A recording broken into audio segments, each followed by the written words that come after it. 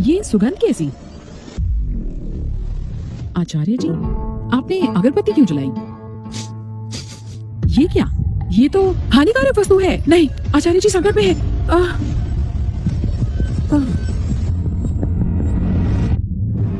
महाराज, चिंतामुक्त गुरुकुल दुर्बल होता जा रहा है। मेरा सुझाव, जैसे कैलेब स्वर्णिम शक्ति प्राप्त करेगा, हम प्राण युद्ध आयोजित करेंगे। यदि केविन पराजित हुआ तो चिंतामुक्त गुरुकुल को नष्ट कर केविन को महल का सेवक बना देंगे। यही मेरा विचार है। हम सब सहमत हैं।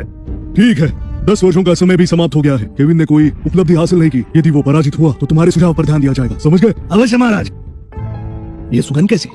ये तो हानिकारक अनर्थ हो गया। किसने ये षड्यंत्र किसने रचा?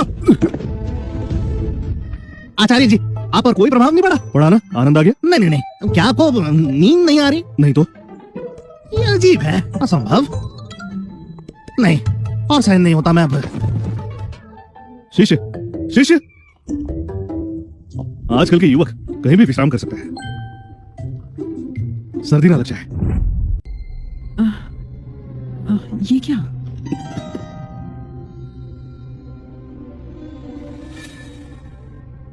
वो हानिकारक अगरबत्ती?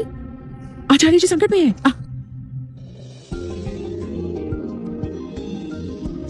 आचार्य जी, अनर्थ हो गया। निश्चित रहिए आचार्य जी, मैं आपकी मृत्यु का बदला लूंगी। बदला? कैसा बदला? आप जीवित हैं?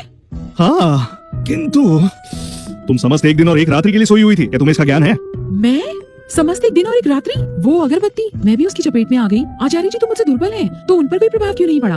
अरे हाँ, तुम 9वें स्तर के चरम पर हो ना। मूल स्थापना को स्थापित करने का समय आ गया। ये तुम्हारे लिए। इससे तुम अपनी मूल स्थापना स्थापित करना, ले लो, अपने पास रखो। धन्यवाद आचार्य जी।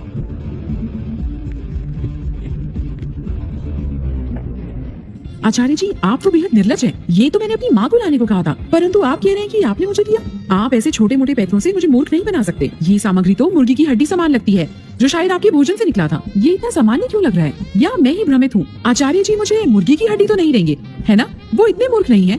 लगता है मुझे ही इस गुरुकुल का उद्धार करना होगा। ये मेरा कर्तव्य है।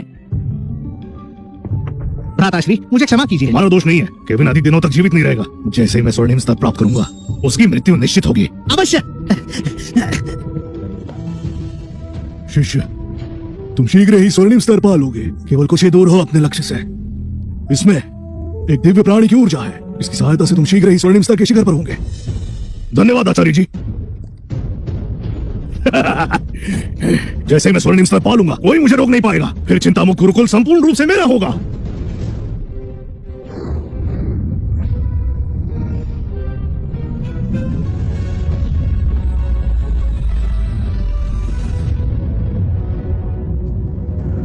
नौवें स्तर से अब आगे बढ़ने का समय आ चुका है।